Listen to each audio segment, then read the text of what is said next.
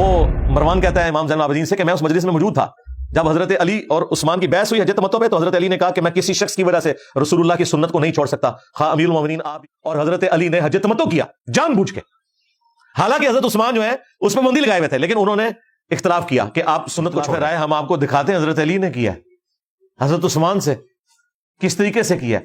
بخاری مسلم دونوں میں حدیث ہے، اور راوی کون ہے اس حدیث کا؟ مروان، اہل بیت کا دشمن، اور حدیث پتہ کس کو بیان کر رہا ہے؟ امام زین العابدین کو بتا رہا ہے، حضرت حسین کے بیٹے کو۔ کہتا ہے کہ علی بن حسین سے کہ میں اس مجلس میں موجود تھا جہاں حضرت علی اور حضرت عثمان کے درمیان تلخ کلامی ہو گئی، بحث چھڑ گئی ایک بات کے اوپر، جب حضرت عثمان نے حج تمتع پہ پابندی لگائی۔ بخاری مسلم کے الفاظ ہیں۔ تو سیدنا علی حضرت عثمان کو سمجھا رہے تھے کہ آپ یہ کام نہ کریں۔ پہلے حضرت عمر بھی کر چکے تھے اور صحابہ کرام بڑے سخت ناراض تھے۔ وہی جو عمران بن حسین ہے نا، جن کے بارے میں نے کہا کہ ان کو فرشتے سلام کرتے تھے، اور انہوں نے کہا علی نے آج مجھے وہ نماز پڑھائی ہے جو رسول اللہ کی نماز تھی۔ وہی عمران بن حسین جب ان سے کوئی آگے پوچھتا تھا نا حج تمتع کے بارے میں کہ یہ جو حضرت عمر نے پابندی لگا دی ہے، تو وہ کہتے تھے کہ رسول اللہ کے بعد تو کوئی وحی نازل نہیں ہوئی ہے، نہ اللہ کے نبی علیہ السلام نے اس سنت کو بدلا ہے، حتیٰ کہ جب یہ شخص حکمران بنا ہے اس نے آگے حج تمتع کو روکا ہے۔ وہ بڑے سخت ناراض تھے حضرت عمر سے۔ حضرت عمر سے بھی پوچھا گیا مسلم شریف میں کہ یہ جو آپ نے حج تمتع پہ بندی لگائی ہے تو آپ اسے گناہ سمجھتے ہیں؟ ان کا نہیں، یہ میرا ذاتی شغف ہے، میں گناہ نہیں سمجھتا، میں چاہتا ہوں کہ لوگ عمرے کے لیے لادہ سے سفر کریں۔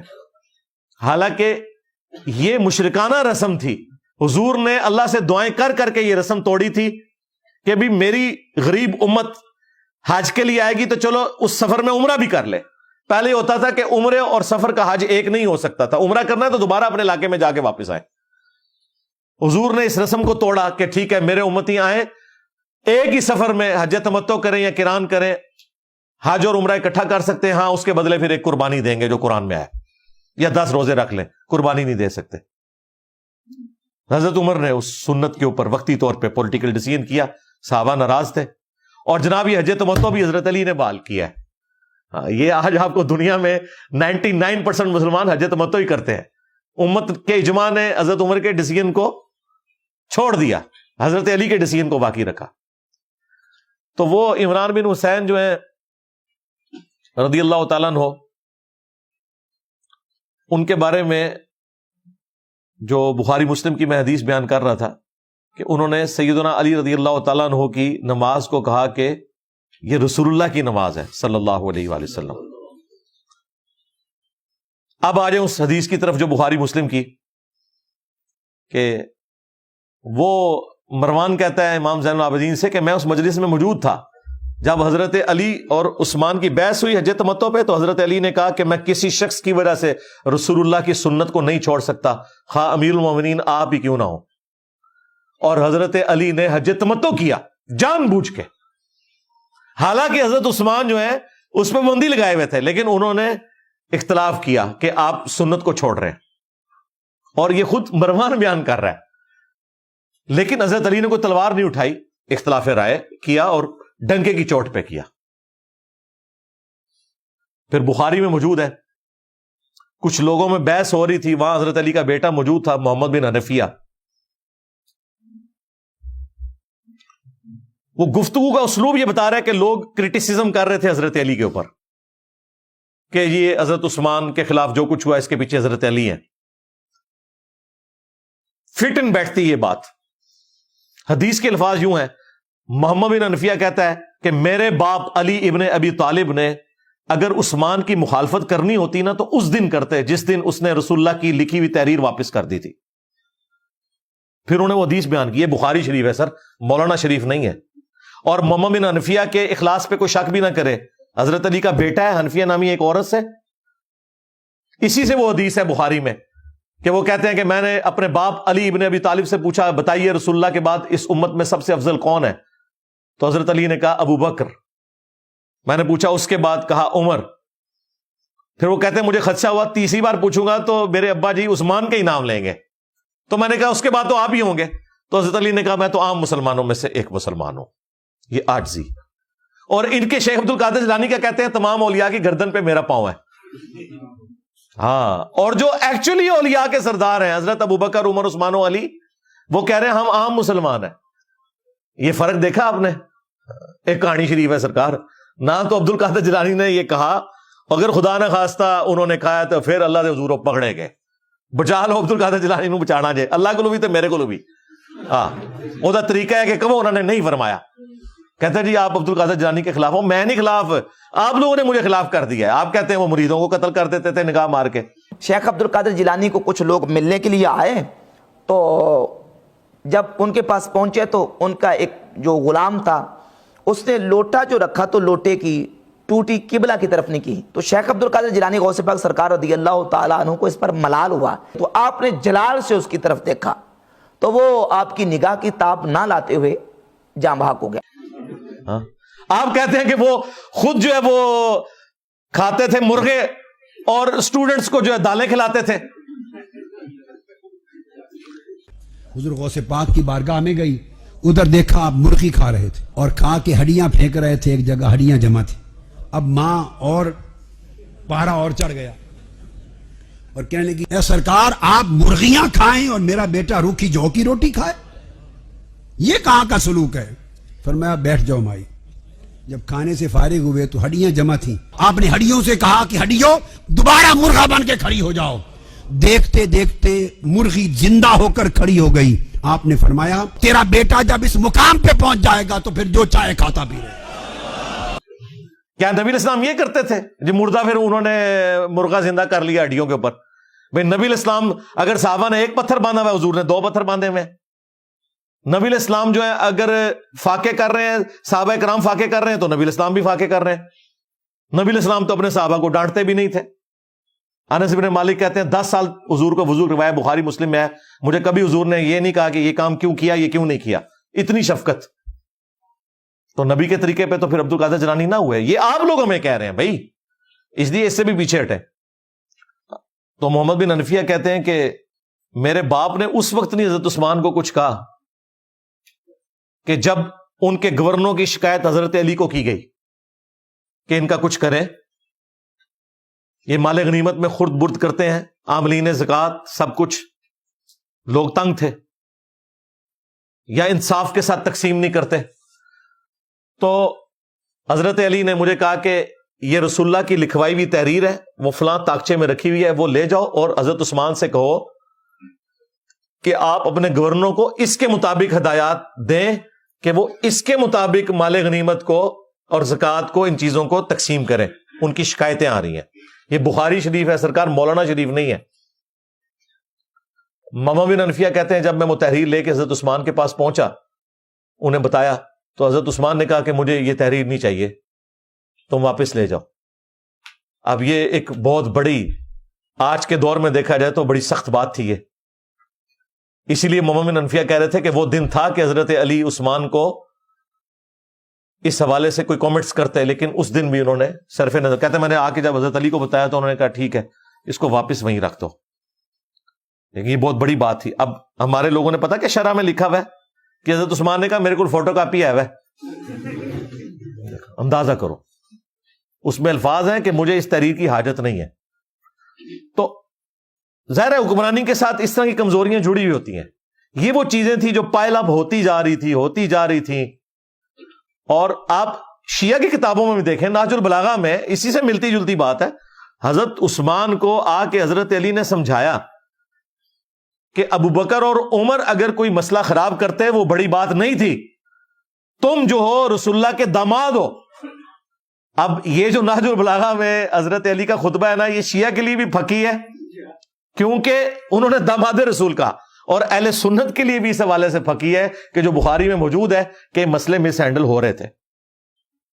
پھر نہج البلاغہ میں ایک اور خط ہے جو حضرت معاویہ کے نام لکھا حضرت علی نے، اور کہا کہ مجھے انہی اصحاب نے خلیفہ چنا ہے جنہوں نے حضرت ابوبکر، عمر، عثمان کو چنا تھا، اور جنہوں نے ان کو چنا تھا ان کے پیچھے اللہ تعالیٰ کی تائید تھی، اور جو ان اصحاب کے چنے ہوئے خلیفہ کی مخالفت کرتا ہے وہ اللہ کا مخالف ہے. ابھی کوئی چھوٹی بات ہے اس میں. نہ صرف حضرت علی نے اپنی خلافت کو جسٹیفائی کیا بلکہ حضرت ابوبکر اور عمر عثمان کی خلافت کو بھی کہا کہ ان کے پیچھے بھی اللہ تھا.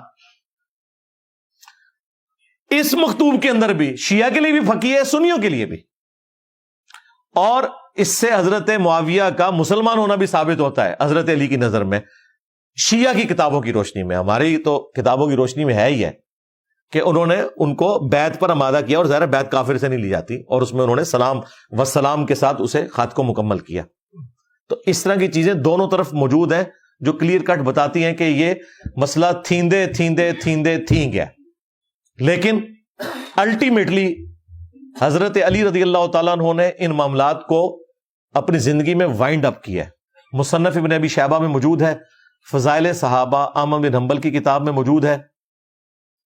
سورۃ الحجر کی آیت نمبر 47 کے کانٹیکسٹ میں حضرت طلحہ کا بیٹا محمد بن طلحہ جب حضرت علی سے ملنے کے لیے آیا جنگ جمل کے بعد, اب ظاہر ہے کہ ان کے والد قتل ہوئے تھے, تو حضرت علی نے اس کو مخاطب کر کے کہا کہ میں اللہ سے امید کرتا ہوں کہ جو قرآن میں یہ آیت ہے سورہ ہجر کی آیت نمبر 47 کہ اللہ تعالیٰ اہل ایمان کے دلوں سے ایک دوسرے کے خلاف جو غل ہے, کوئی ایک دوسرے کے بارے میں کوئی نفرت آ گئی ہے, وہ خود نکال دے گا, اور یہ جنت میں تختوں پر آمنے سامنے بیٹھے ہوں گے. آمنے سامنے وہی بندہ بیٹھ سکتا ہے جس کے دل میں ایک دوسرے کے لیے نفرت نہ ہو. اب یہ بڑی عجیب بات ہے نا کہ انسان جنت میں پہنچ جائے اور اس کا مخالف بھی جنت میں پہنچا ہو. تو جنت میں داخل ہونے سے پہلے ہی اللہ تعالیٰ دلوں سے نفرت نکال دے گا. انسان نہیں نکال سکتا یہ نفرت, یہ ذہن میں رکھیے گا. یہ اللہ زبردستی نکالے تو نکال سکتا ہے, دل تو بہرحال سوچتا ہے, دماغ تو سوچتا ہے. تو میں اللہ سے امید کرتا ہوں کہ یہ آیت مبارکہ میرے عثمان بن عفان, طلحہ اور زبیر کے بارے میں ہے کہ اگر ہمارے دل میں ایک دوسرے کے لیے کوئی ایسی چیز ہے تو اللہ تعالیٰ نکال دے گا. یعنی حضرت علی نے حضرت عثمان کو, طلحہ اور زبیر کو کلین چٹ اس حوالے سے اپنی مبارک زندگی میں دے دی ہے. لیکن لیکن لیکن ہمارے استاد ڈاکٹر اسرار صاحب نے بیان القرآن کے اندر یہاں ان اصحاب کے ساتھ حضرت عثمان کا تو خیر انہیں پتہ ہی نہیں تھا, ان کا تو ذکر انہوں نے نہیں کیا, حضرت معاویہ کا ذکر کر دیا کہ جی قیامت کے دن اللہ تعالیٰ ہمارے بارے میں جو ایک دوسرے کے دل میں جو ایک دوسرے کے بارے میں ہمارے دلوں میں چیز آ گئی ہے وہ نکال دے گا. وَنَزَعْنَا مَا فِي صُدُورِهِم مِّن غِلٍّ, بلکہ ان آیات پر حضرت علی کا یہ قول بھی ہے رضی اللہ تعالیٰ عنہ کہ سورہ ہجر کی آیت کی ضمن میں خاص طور پر آتا ہے شان نزول میں. تو انہوں نے فرمایا کہ یہ میرے اور معاویہ کے کا ذکر ہے جو یہاں ہو رہا ہے. ظاہر بات ہے جنگیں ہوئی ہیں حضرت علی رضی اللہ عنہ اور حضرت معاویہ رضی اللہ عنہ, تو کتنی کچھ ہو گئی ہوگی شکایت ایک دوسرے سے. تو یہ آیتیں ہمارے لیے ہے کہ اللہ تعالیٰ ہمیں دونوں کو جنت میں داخل کرے گا تو ہمارے دلوں سے یہ کدورتیں جو ہے وہ نکال دے گا. وہ نام ویسے ہی ذکر کر دیا, تو میں نے اس پہ گرفت کی تھی کہ نہیں, ان کے بارے میں مصنف ابن ابی شیبہ میں موجود ہے کہ ان پہ قنوت نازلہ پڑی ہے مولا علی نے, اللہم علیک بمعاویہ و شیعہ, اللہ معاویہ اور اس کے شیعہ کو تباہ و برباد کر, عمر بن عاص اور اس کے شیعہ کو برباد کر, ابو سلمی اور ان کے شیعہ کو برباد کر. اچھا یہاں پتہ اردو میں ترجمہ کیا کیا ہے, ان کو سنبھال لے. ویسے وہ اب آپ کو سمجھ آئے گا, لو سامو, ہاں کہ یا اللہ انہوں تو ہی سنبھال جو یہ خلافت کے نظام کو توڑ رہے ہیں. تو لیکن وہ اللہم علیک, یہاں جب آپ کو قنوت نازلہ پڑھائی جاتی ہے اللہم علیک بالیہود, تو کیا ہوتا ہے اے اللہ یہود کو سنبھال لے, یہ ترجمہ کر رہے ہوتے ہیں. ترجمہ یہاں کیا کر رہے ہوتے ہیں, اللہ یہود کو برباد کر. ٹھیک ہے, یہاں ترجمہ ٹھیک کر رہے ہوتے ہیں. پھر مصنف ابن ابی شیبہ میں موجود ہے, حضرت علی کہتے تھے میں اللہ سے امید کرتا ہوں کہ جو میرے ساتھی ہیں وہ تو جنتی ہیں چونکہ خلیفہ راشد کے ساتھ ہیں, میرے مخالفین جو جنگ صفین میں تھے اللہ تعالیٰ ان سے بھی درگزر فرمائے گا, پھر اللہ کے حضور مقدمہ میرے اور معاویہ کے درمیان طے پائے گا, جو ہمارے مولوی یہاں دنیا میں طے کر رہے ہیں, غالی رافضی بھی اور ناصبی بھی, وہ اللہ کی بارگاہ میں ابھی طے پانا ہے. ٹھیک ہے, حضرت علی نے حضرت معاویہ کو معاف نہیں کیا. معافی تھی یا اختلاف رائے ختم کرنا تھا تو حضرت عثمان, حضرت طلحہ اور زبیر کے بارے میں جو مصنف ابن ابی شیبہ کے اندر رپورٹ ہوا. اب یہ ٹاپک جنگ جمل صفین احروال والا کھل جائے گا، اور اس میں آپ کو پتا ہے پھر وہ یہ بھی آ جائے گی 2812. ہاں، تقتلہ الفئۃ الباغیہ یدعوہم الی اللہ ویدعونہ الی النار. افسوس اے عمار، سمیہ کے بیٹے، تجھے ایک باغی جماعت قتل کرے گی، تو انہیں اللہ اور جنت کی طرف بلائے گا، وہ جماعت جہنم کی طرف بلائے گی. تو جنگ جمل صفین نہروان کے اوپر میری الگ سے ویڈیوز ہیں. باقی وہ ریسرچ پیپر آپ ضرور پڑھیں. ڈاک میں صبح 9 سے شام 5 بجے تک رابطہ کریں ہمارے نمبر پہ 032159000162. مفت آپ کے گھر یہ سارے ریسرچ پیپرز آئیں گے، کربلا والا بھی، اور 8 مزید، ٹوٹل 9، 3 اذکار کارڈ، 12 کا پیکج. صرف 500 آپ نے ٹی سی ایس کا ڈاک کا خرچہ دینا ہے. یہ انشاءاللہ سارے ریسرچ پیپرز آئیں گے، یہ آپ پڑھیں. حضرت عمر کی شہادت سے لے کر حضرت حسین کی شہادت تک مکمل تاریخ بخاری اور مسلم اور صحیح الاسناد حدیث کی روشنی میں، تاریخ کی جھوٹی کتابوں کی روشنی میں نہیں، الحمدللہ. اور جو بخاری مسلم کے علاوہ حدیثیں ہیں، میں نے ان پہ دور حاضر کے محدثین کی تحکیم لگائی ہے. کوئی ایک روایت ایسی نہیں ہے جس پہ حکم نہ لگاؤ. یہ تو ہو سکتا ہے کہ میں نے کوئی ایک روایت لکھی، وہ شیخ البانی کے نزدیک صحیح تھی، شیخ زبیر صاحب کے نزدیک ضعیف تھی، یا یہ شیخ زبیر صاحب کے نزدیک صحیح تھی، البانی کے نزدیک ضعیف تھی، لیکن کوئی ایسی روایت نہیں ہوگی جسے سارے ضعیف کہتے ہوں.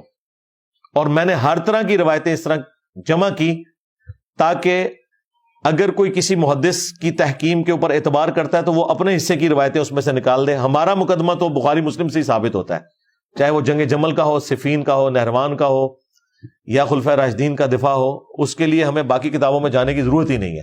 اللہ کا شکر ہے وہ آج ٹاپک نہیں، ورنہ میں اس کے اوپر مزید بولتا. میری تفصیلی ویڈیوز اس حوالے سے ریکارڈ ہے. میرا خیال ہے جتنی میں نے گفتگو آج کی ہے اس حوالے سے سفیشینٹ ہوگی. اہل علم چونکہ اس ویڈیو کو دیکھیں گے ان کا دماغ بھی کھلے گا. ابھی تو ٹاپک سب و شتم والا بھی ڈسکس ہو سکتا تھا، اس پہ 1 گھنٹہ اور لگ جاتا، لیکن وہ ساری چیزیں آپ کو ریسرچ پیپر میں مل جائیں گی. وقتاً فوقتاً میں ان ٹاپکس کے اوپر بات کرتا ہوں.